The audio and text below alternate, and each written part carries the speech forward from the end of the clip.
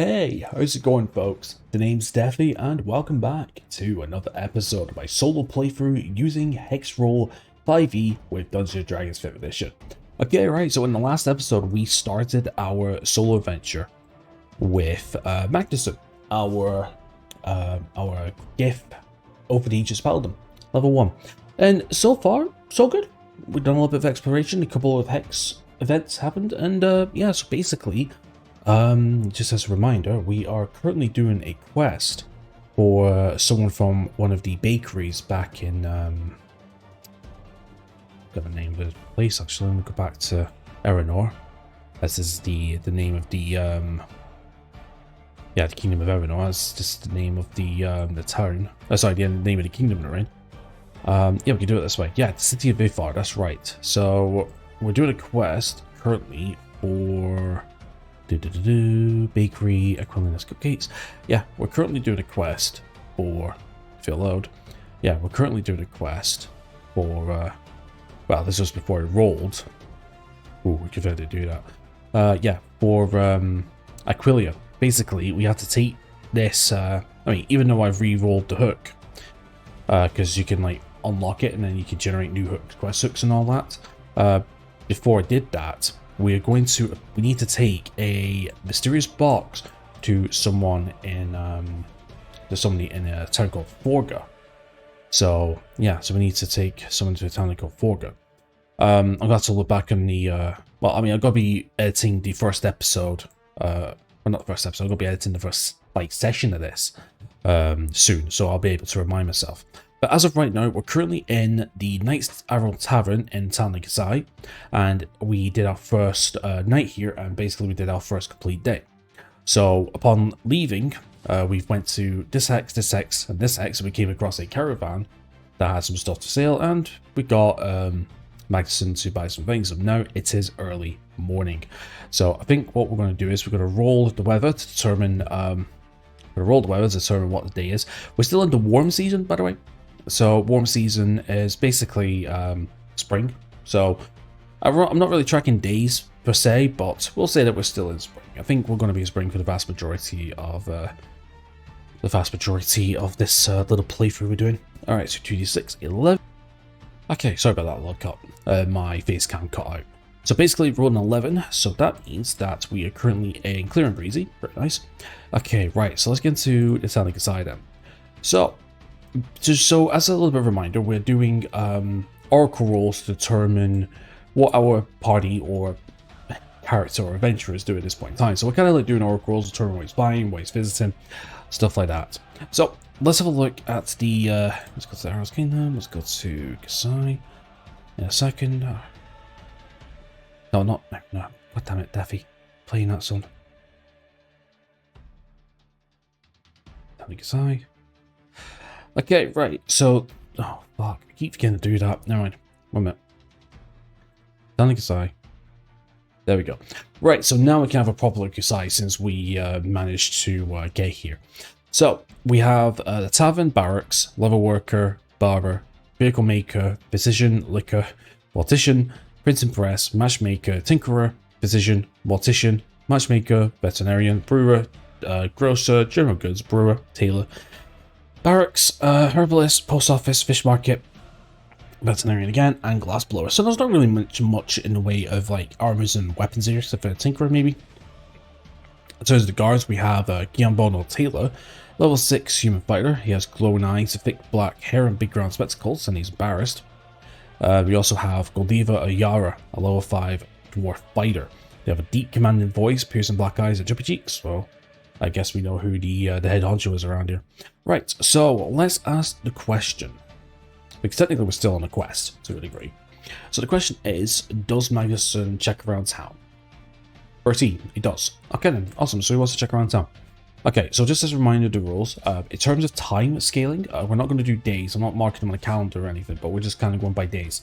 So every time we visit a place, that's going to add 1 hour to the eternal clock we got going on, because we're trying to track morning, afternoons, and evenings. Every time we travel to a new hex, that's going to be 3 hours of travel. And then when it gets to, I think I said about 10 o'clock at night, when it gets to about 10 o'clock at night, then that's when he has to do a long rest for camping, or 8 o'clock in towns, because that's when a lot of shops shut. So, and then he has to do a long rest at a tavern. That's 2 rules. So that's like a way of like keeping up to date with like the day and night cycle that we're trying to do. Okay, right, so where's he going to visit then? So obviously at the tavern, so we've got 1, 2, 3, 4, 5, 6, 7, 8, 9, 10, 11, 12, 13, 14, 15, 16, 17, 18, 19, 20, 21, 22, 23, 24, 25. Alright, we're going to do a d25 to determine where he's going. 4, okay, he is going to 1, 2, 3. Okay, so he's going to the barber. Interesting. See, how is the saloon? Alright, so I guess he's going in then. Okay. Silarius of Corbin. He has very white eyes, thick eyebrows, and a golden tooth. In the pocket dice. Just received a sealed bottle and is terrified what's inside of it. Oh, okay. I guess that's not really... Okay, received a sealed bottle and is terrified what's inside of it. I wonder if that's a quest hook for something. Okay, so I guess he goes in maybe looking for a haircut or something, and basically, or a beard cut or something, and he's been told, that...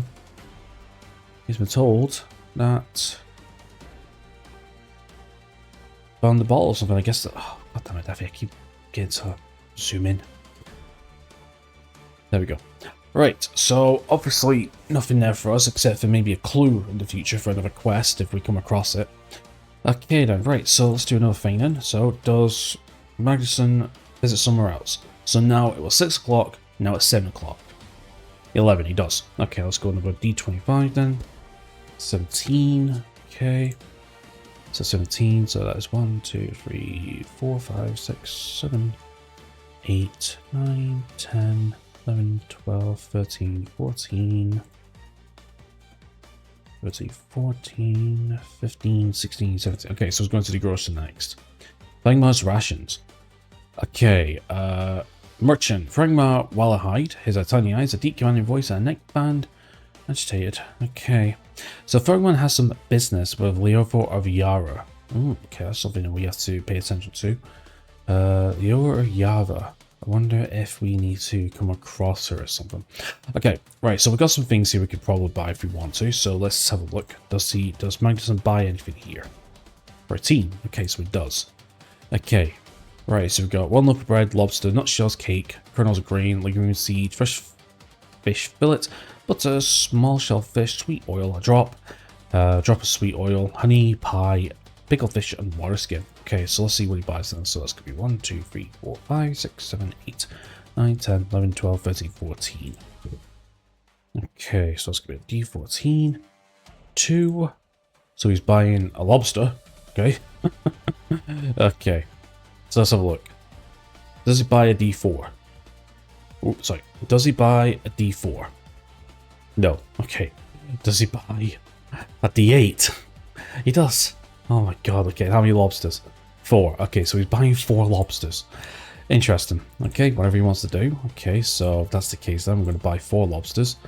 So let's add in 4 lobsters. So basically he's adding to his, at least we can't, to tell you the truth, we can't be mad, or I can't be mad, for the simple reason that he's stockpiling on food at least. So at least when it comes to rationing, he's not going to, he's not going to starve, I suppose. So basically the way I've worked it out is, from last session, is that when it comes to food and drink, so when it comes to long resting, obviously I'm kind of following a little bit of Baldur's Gate 3 food rules. The way I'm doing it is that he has to have at least 2 food or 2 drink items or 1 of each in replacement for a ration. So even though he's using rations for his primary, you know, we got stuff there. If he hasn't, if I don't have any food at all, he has to do, or they or the party will have to do a successful survival check to find food, forage and stuff. So yeah, that's one thing to remember. Okay then, right, so let's see here. So that's going to be another hour. I'm going to say that's his thing done, I suppose. So that's another hour, so that's 7 o'clock. Damn it, not the King of Melora. Oh, right, well, apparently, oh, okay. Kingdom of Arena. Alright, so I guess we didn't go through this. Interesting. Okay, so the Kingdom of Arena. The sun grows black in the sky, obscured by a skull-faced moon. The celestial terror draws closer each day, can't be stopped. Really? Really? Fucking Mask of... Fucking Zelda. Oh god, Majora's Mask is it called? I think it is. Okay, so we've got King Aether of Erenor. Erenor is ruled by King Aether of Erenor, level 13 elf fighter. He has wild green eyes, a big round belly, and silky light skin. Interesting. Prepared to place a residence to Castle Yara. King Aether of Erenor's entourage, so commanding around forces is Aldrada of Erenor, level 10 halfling fighter. She has painted skin decorations, crystal blue eyes, and jumpy cheeks. She's pleased. Heading the temple is Maltia of Erenor, a level 11 human cleric. She has glowing green eyes, delicate features, and a neckband. Anxious. Aether's sage is Adjutor Linde, a level 11 dwarf wizard. He has a hairy chest and shiny green eyes and a big bulbous nose. Sickened. Let's have a look. Aether's confident is Petenia Iramengard, a level 10 dwarf rogue. She has cold eyes, soft gentle features, and big red cheeks. Queasy. We also got factions here. Factions: the Hammer of Power Militia, the Avenging Wyverns Syndicate, the Red Hyenas Syndicate, and the Avenging Ghost Syndicate. Wonder if we could join one of these in the future. Okay then, right, so let's head back to Gisei. I believe it's called. Yeah, so let's head back to town Gisei. Right, so let's do another D20. Does he want to visit anybody else? No. Okay, so now we're going to leave. Okay, so it's currently 8 o'clock in the morning. And now we're going to leave, town. So far, we've explored this hex, and that hex. The way you can tell we explored it is by a hex code, as you can see, W3N1. West 3, North 1, West 3, North 3. Oh, wait a minute, West 3, North 4. Oh, is that indicating what direction we're in? So that's north and this is west. So if we move down here, that'd be south. Huh, didn't know about that. Okay, well anyway, so we're right here, so we're going to determine which way we're going to move. So we can either move 1, 2, 3, 4, 5, 6. So let's do a d6 to determine which way it's going to move. D6. 5. Okay, so 1, 2, 3, 4, 5. Okay, let's move here.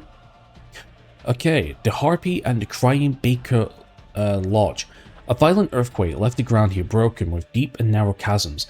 If listening carefully, one can hear eerie sounds coming from deep inside. Okay, the Harpy and the Crying Baker Lodge is welcoming travelers and adventurers top of the hill. Okay, let's roll the weather to see what the weather is. 2d6. 4. Okay, so partially cloudy. Okay, alright, let's go in. Let's have a look then. Okay, Keeper. Owned and managed by Lutissima Vox. She has heavy makeup, glowing black eyes, and a smelly breath. Lovely. The staff is Grasso Desideria. He has wise brown eyes, a long smoking pipe in his mouth, and crooked smile. In his pocket is a dirty handkerchief, 2 silver pieces, and a dagger. Ravina Potter, she has well-brushed white hair, deep blue eyes, and a crooked smile. Helpless, okay. Drinks craft beer and ale, and for food we have cooked chunks of pork, marinated in garlic wine, and served with steamed vegetables. Barbecue tenders of meat, 2... Oh, okay. Alright, so look at the patrons. So, Hanai of Matri, level 2 human rogue. He has haunted blue eyes, thin almond hair, and crooked smile. Benuta Lutenberger, a level 4 half-elf rogue. She has soft voice, tired brown eyes, and a limp. Okay. Milora Wistrud, a level 3 dwarf fighter. She has a short blonde ponytail, piercing blue eyes, and a big bulbous nose. Okay. Seraphimia of Urina, a level 3 half-elf cleric. She has glowing green eyes, wolf voice, and crooked smile. Senkata of Urina, a level 3 human druid. She has crystal blue eyes, painted skin decorations, and a double chin. Liberto Urina, a level 3 halfling rogue. They have haunted blue eyes, haunted brown eyes, a hoarse voice, and a round bulbous nose. And Werner Hildegrim, a level 4 human wizard. He has bulging green eyes, a goatee beard, and nose ring, and angry. Okay, right, well, while we're here, I might as well roll a rumor. Let's do a d6. 6. Okay, let's have a look at the room now. Okay, the rumor says, beware the sandstorms and the iceborne desert. Okay, right. Let me do a quick copy of that. Maybe we can stick that in here because we've been using this as a... I mean, Allies Organization will change this up, but yeah, beware the sandstorms and iceborne desert. Kind of an oxymoron now, isn't it? Oxymoron. You know, what's it called? That word, that's the opposite of each other. Iceborne desert. Weird. Okay, right, so while we're here, that's a good question. So So while we're here... Okay, first of all, do we get a drink? 7. He doesn't. Okay, does he get any food? No, he doesn't. Now, this is one of the important things. Now, we are level 1, and we have been traveling, and up to now, we've not run into any encounters. But maybe we could do with a little bit of a guard. So, let's do a little bit of this. Does Magnuson talk to one of the adventurers or the NPCs and try to recruit him to the party? No. Okay, so he's going solo. Okay, going solo. That is fine then. Right, well, if that's the case, then we've heard the rumor. We might as well leave then. Yeah, might as well leave. Okay, then. Right, so we have 1, 2, 3, 4. So D4, and let's see which way we're going. 3. Okay, so we're going back down the way. Okay, west 3. Okay, so we're back in the abandoned village. So now we have to roll in the rank counter. Oh, wait a minute. We went down this way, didn't we? So that was 8 o'clock in the morning plus 3. That's 11. So that was 11 o'clock in the morning. And now we're going to here, which is now 2 o'clock in the morning, yeah? Yeah, 2 o'clock in the morning. Right. So let's do 1 in 6 chance for an encounter. So on a 1, we get an encounter. We get an encounter. This could be very, very, very good or very, very bad. Let's see what we got. So we have a choice. Okay, so we could either get 3 eagles, 11 hyenas, 6 cats, or 3 giant goats. Okay, I'll be honest with you. I don't fancy taking on the giant goats, but maybe with the eagles and the hyenas and the cats, we might be able to. Let's have a look. Right, so let's roll D4 to determine who we're facing. Okay, we're facing 3 eagles. Okay, so that's the stat block for the eagles. So we're a CR0, 10 XP each, 12 AC, 1d6 HP, and now 6 fear, and actions are plus 4 talents, talents plus 4. Right, I think we can do this. I think we can do this. Right then, so what we're going to do is, I'm going to get the battle map, the encounter map all set up with, I'm going to get all set up with the tokens and everything, as well as the battle map, and as well as a gambit setup for each of the people involved. Alright, so I'll see you in a minute. Okay then, right, so we're finally into our first encounter of the series. Okay, right, so I'm using Paint 3D. So obviously everything is on one page. I don't do pen and paper, although I attempt so many times to try and record pen and paper, but I just don't have the equipment or the angles to make this look good. So this is what I use for my other series that I got going on or had on in the past. So anyway, if you want to know, this is Magnuson. Here we go, a little generated AI portrait of him. Got the dagger and the chain shirt. Basically, whatever equipment he gets in the future, I am going to update this. So, you know, for example, if he has a shield, then he'll have a shield. If he has a glaive, then he'll have a glaive or a longbow or whatever, you know. Just, we'll keep it updated so it's quite dynamic. Okay, right. So here's our situation. So we have the burnt village and the ruined circle as described in the hex. I prompted this into Gemini, basically created a battle map. I've also asked the AI for starting positions as well. So for Griffin A is on top of one of the burned buildings, perched. Griffin B is perched on one of the ruined slabs, I suppose. And Griffin C is currently 30 feet up high, so circling around. And Magnuson is at the forked path here. So even though the map looks exceptionally big, I mean, to be fair, I was kind of going for like quite a big map actually. To be fair, I mean, it's a huge battlefield and it's, you know, as a village and everything, so I kind of wanted to make it as realistic as possibly can. Obviously the design doesn't look that great in terms of art. I've not done any upscaling or anything to make it clearer pop, but you know, at the end of the day, it's just a map. It's here to serve our purposes, and that's about it really. So in terms of, also as well, I don't know if I'm showing this correctly. I'm trying to look at my OBS and everything to see if everything's showing up correctly. The dimensions that you're seeing right now is actually different from what I'm seeing on my screen.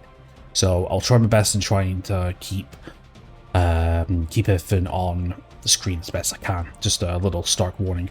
Okay, so also as well, got the character sheet. for Magnuson. So I've got a copy here, not the one that I showed you at the beginning of the episode, in the last episode. So this is just for me to doodle on, and then I can make changes in the future.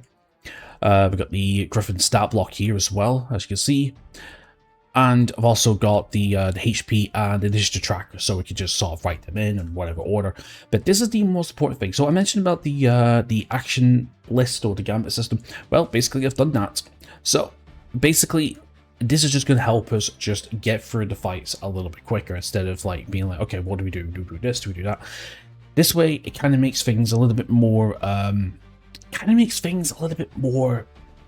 streamlined, a little bit more autonomous to a degree. So in terms of Magnuson's actions, per se. So first of all, we've got self HP of the 30% lay on hands, use 5 points. And then obviously the description, 11 with only 11 max HP being low, means you're 1 hit from unconsciousness, use the full pool to reset, or whatever. So basically 5 points, so that'll bring him from 3 to about 8 or something. Enemy within reach, 5 feet, attack using the dagger, and then obviously using plus 6 to hits and the 1d4 plus damage, most likely to one-shot him. Enemy grouped 2+, Astral Spark, hit 2 deals, neither you use this grit trait, deal extra force damage within the block. Basically, this means that we just add the extra force damage from the Astral Spark ability, but, you know, just to take care of one of them straight away, basically. And then if the enemy distance is greater than 20 feet, then he uses the ready action and an attack. The eagles have 60 foot fly speed. Don't chase them, wait for them to deliver the dive in the dagger's reach. And then Divine Sense uses if an eagle retreats in the smoke-burnt village to assure no supernatural shades assist on them. But there's nothing like that. We're not going to be using Divine Sense. Let's just put that there just for an ability use. So we're not going to be using that. Regarding the combat logic of the eagles, so the eagles are self HP greater than max. They'll flee or retreat. Eagles online bees, they value survival. Enemy is targeted, talons, and then enemy out of reach, move 50 feet, and staying out of Magnuson's figure. So basically, we're going to be. Some of this doesn't really make sense to me. Now, they're not going to retreat, although to be fair, I am going to do a morale check if it comes down to half the opponent. So if it comes down to 1 left, then we'll do a morale check and see if the eagle flees or not. That's just going to be an oracle roll. It's not going to be anything specific. I mean, I could do like a, I don't know, maybe an intelligence saving throw or a survival check or something just to see if it does. Enemy is targeted, talons, so yeah, so they'll fight back, out of reach, move 50. Yeah, it's just, you know, basically just go down and attack. So basically, I'm going to say that story-wise, that these, I want to say that these eagles have not eaten in days.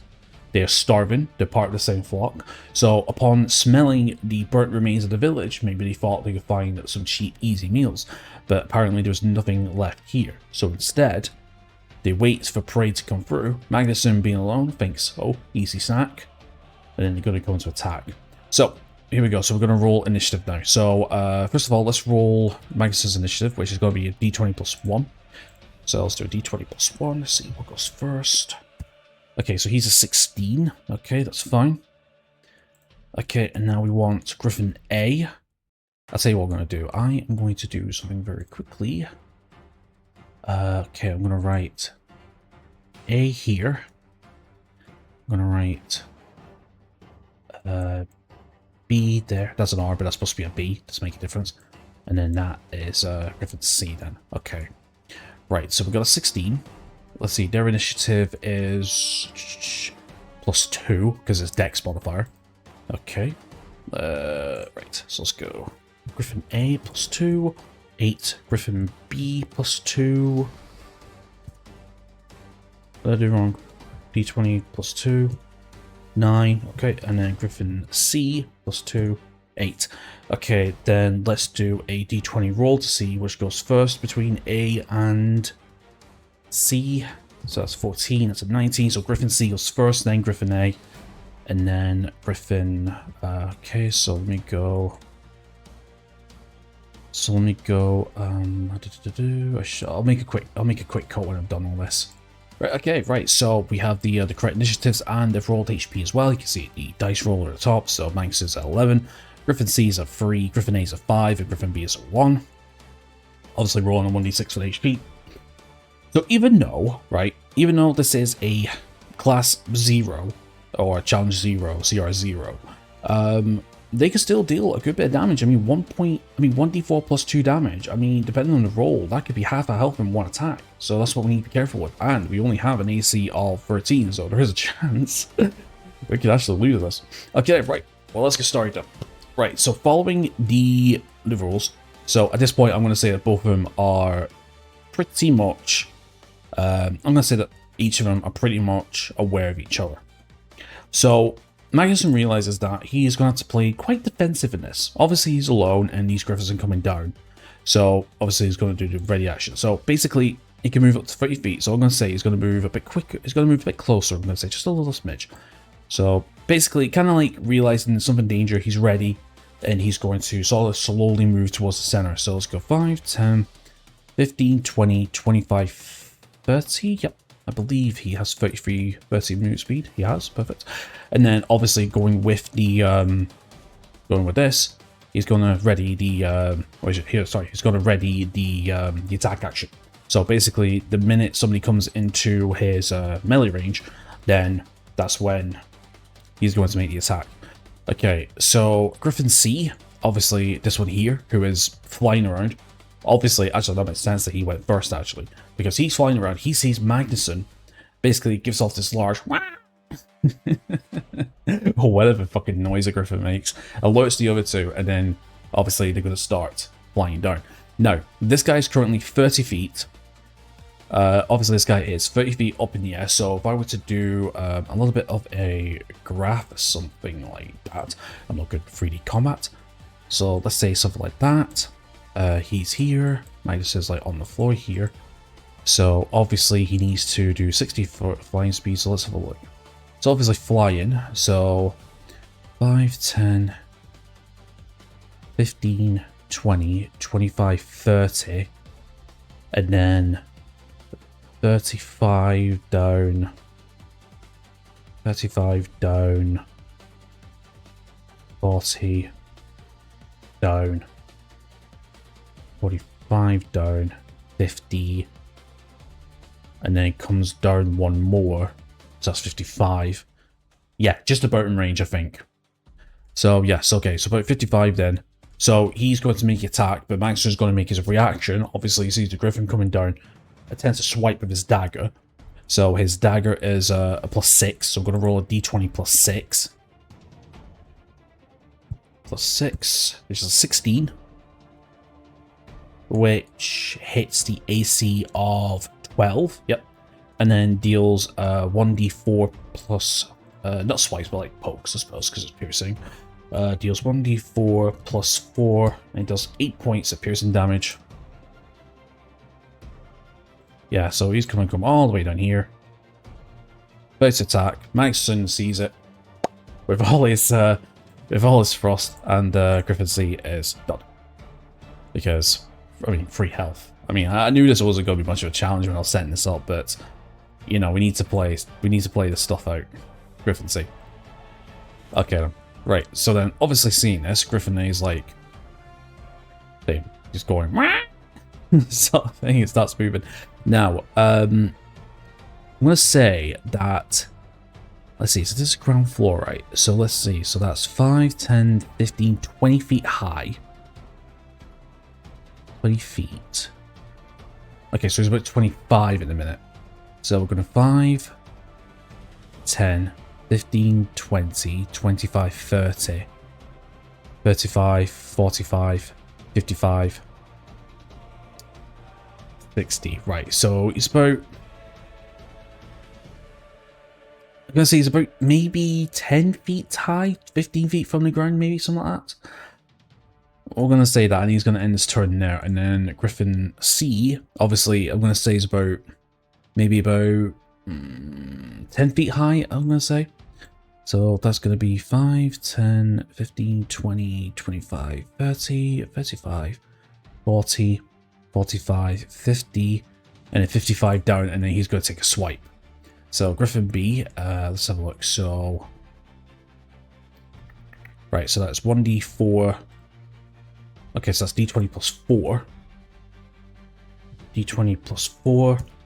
12 is a miss, as our armor class is 13, so that's good.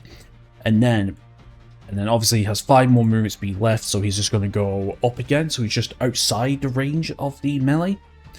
That's what I'm going to say instead. So basically he's outside the melee range. Now obviously he can't provoke an opportunity attack because Magnus's already used his reaction, so that's the end of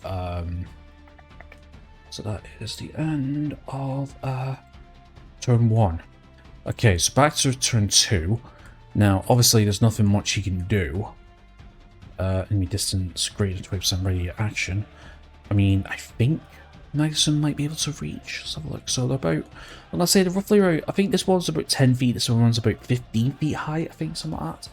Judging by the calculations, so I'm going to say maybe do something a little bit like this, I think. Let's go with, now he could throw his dagger, actually. I mean, his dagger, could throw his dagger. I mean, it's not in the notes, but the daggers do have the throwing property, so you could throw it and do 1d max range, sorry, optimal range is 20, maximum is 60, I think. But basically in the 20 range, you will attack with normal, it's not long range penalty, so I could do that. But you'll be disarmed. Question. That's a good question, actually. Okay, does Magnuson throw his dagger? 11, he does, okay. So he throws his dagger. Okay, D2 for the target, so that's going to be Griffin C, I'm going to say, because 1, 2. Right, so basically he's going to throw his dagger. Now, the question is, however, there's going to be a couple of questions, and we'll talk about this as we're going through. So, we'll do our attack rolls. Let's do D20 plus 6. Critical miss. Critical miss. No. The question is, however, so he throws it, the Griffin actually misses the Griffin altogether. So, here's what we're going to do. So, because he is facing in this direction, I want to do a d20 to determine how, well, yeah, actually, hold on. No. 1 square, 2 square, 4. Okay, I'm going to do a d4 to determine how many squares the dagger. Yeah, because he's throwing it normal, it's not throwing a disadvantage, or the disadvantage will be further, so it'll be advantage, so it's just enough. Right. Let's do a d4 to determine how many squares, I was going to say, how many squares the dagger goes, right? So obviously, Griffin C is up in the air, 10 feet. Throws the dagger, a little bit, maybe no spin or whatever, misses completely, but because I didn't put that much further strength into it, basically it just goes up and straight down, so it's on the floor. So it's on the floor right at the bottom, but no, he is weaponless. Okay, so now he is weaponless. Okay, so next is Griffin A. So Griffin A is going to come down for a swipe. So let's do the D. Okay, so it's going to come down for a swipe, so let's have a look. D20 plus 4, so let's have a look. D20 plus 4. That's, oh no, oh, I thought it was a crit then, it's not. So that's 16, that is a hit, definitely. 20 is definitely a hit, I mean our AC is 13. So damage is 1d4 plus 2. Oh, this is going to be nasty. We take 5 points of damage. 5 points of slashing damage. Oh my god, and that brings us down. Yeah, sorry, wrong thing. That brings us down to 6 HP. That's not good. That's not good. That's not good. Okay, and then obviously Griffin A is going to fly back up again. So I'm going to say that he can have a reaction attack with his fist, which is going to be a d20 plus 6 because he's proficient in it. But unarmed strikes, unless you have an ability that says that your unarmed strikes deal this amount of damage, or in terms of D roll damage, unarmed strikes are always 1 damage. So let's see if he hits. Okay, so it does. So it just does 1 point of damage to Griffin A. So that brings him down from 5 health to 4. Every damage counts. Okay, and then at this point, Griffin B is going to swipe down, and he's going to get another swipe in as well. So let's go for a d20 plus 4. Come on. Oh my god, that's a miss. Lucky. That's the miss. So obviously he comes in, swipes, and comes back out. So I'm going to say they're about 15 feet. Maybe about 20 feet. Yeah, we'll go about 20 feet high at the minute, alright? Okay. Oh, microphone's falling. Sorry. Okay, and that is the end of round 2. Okay, now, at this point, I'm going to say that Max is going to go for his dagger. So, at this point, he comes underneath. Also, I'm going to stick it here so I can get it. and then he picks his dagger up. So that's going to use his item interaction, so you can just pick it up. So the question is, does he make another attack with his dagger since they're at 20-foot range this time? No, he doesn't. Okay, so in this case then, he's going to, well, I mean, at this point, I'm going to say that maybe the two griffins are, yeah, you know what? Just to say in range of this, I'm going to say that the griffins are going to fly around, like, within 60 feet range. You know, keeping out at 20 feet, because obviously here it says, they're keeping out his 30 feet movement range. Oh, staying out his movement range. I did not realize. Okay, so staying out his 30 feet movement range. Okay, actually, maybe we should use it all then. Okay, so 5, 10, 15. Hold on, it's not his turn yet. It's not his turn yet. Well, we'll do this next turn then. Yeah, I didn't realize about that. Hit and run. So it's supposed to be like moving away, and he's supposed to be moving up and stuff. Yeah, I didn't realize about that. I'm just saying at this point in time, I'm just saying that they seem confident now. So there's just basically just above him, just circling. That's what I'd say. Okay, so Magnusson is now ready his, so Magnusson is ready in his attack, so he's going to use a reaction when he comes into there. So, Griffin A is going to fly down, and he's going to attempt another swipe. So let's do a d20 plus 4. 23 hits, but, I just remembered. He's going to use his reaction to take a hit. He's going to use his reaction to make a hit first. Damn it, Daffy, damn it. Too excited. Okay, let's see if he hits first. No, he misses. Okay, so he completely misses. But the Griffin A manages to get his talons in again for 6 damage. And just like that, Magnusson, just like that, the story of Magnusson comes to an end. Just like that. Jesus.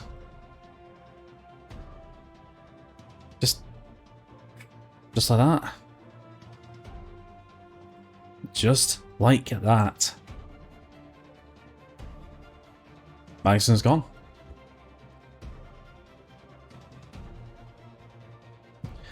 That's the rolls. And not to mention, I mean, starting off with a chain shirt and a dagger, I mean, you had a better weapon, but he decided to go for a dagger, and that's him. Well, nothing much you can do with that. Level 1's tough. Level 1 stuff. I knew it. I knew when I was doing the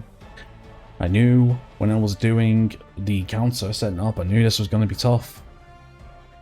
And yeah, that's what it is. Just basically, Griffin A got very lucky. Very, very lucky. We managed to kill one of them off, but yeah, that was it. That was just it. I mean, not to mention, I was following this. I mean, less than 30%. I mean, 30% would have been left with what? 2? Something like that. Where's 30% 11? That's a good question. Let me just do a quick look. What is 30% of 11? 30% 11 is 3 health. So yeah, I mean, I'm just doing what the action's telling me, and unfortunately, that's the end of Magnusson. So does that mean it's the end of the series? Nah. It's not the end of the series. It's like I said, if we got a character death, then we're going to start off with a fresh new party, because there's still lots for us to explore and stuff. So at this point in time, I'm going to say that the main town that we start off in, I can't remember what it is because I'm recording these in between like sections. We're going to start off with there again, and we're going to make a new party. I'm not going to go through the character generation again. No, I'm not going to do the character generation again unless somebody actually says, but I'm recording these in advance because I've only got a month to record these. So, yeah, so basically I'm just going to do generation off-screen. So, yeah, generation off-screen. So, generation off-screen, sorry, I'm trying to think. The generation off-screen, we'll do the D4 again for the parties. I'll go through the races, I'll go through the stat gens. And what I'll do is, I just remembered now, what we'll do is, we'll do a D3 to determine if they start at the first town, the caravan, or Kasai. And we'll do the same thing as we did before with the gold roll and just buy from the towns there. I think that's probably the best thing to do. Okay, right, so anyway, that's the end of Magnusson. So he started off his journey with a good belly and a good pot full of food and a good bag of food and everything, and yeah, there was nothing he could do. So he drops the mysterious box here, which I'm going to make a note of because, hey, they might, what I might do is actually, if the party gets to this hex, I might actually do a investigation check to see if they get access to his stuff. So in this case, to change out the dagger, the mysterious box, maybe the mysterious box note saying take to Forker or something, and whatever is that's in this then. Right, well, anyway, that was short-lived, so nice to meet you, Magnuson, and we'll see you in the next life then, I'm afraid. Alright, so anyway, my friends, that's going to be it for this very somber ending. Hey, that's what it is. Hey, level 1 D&D 5e is tough. That's what it is. It's always been like that for years. So yeah, so that's going to be it. So anyway, my friends, thank you very much for watching. Please leave a like and subscribe if you want to join the adventure. And apart from that, enjoy the rest of your awesome day and hope to see you next time. Take care.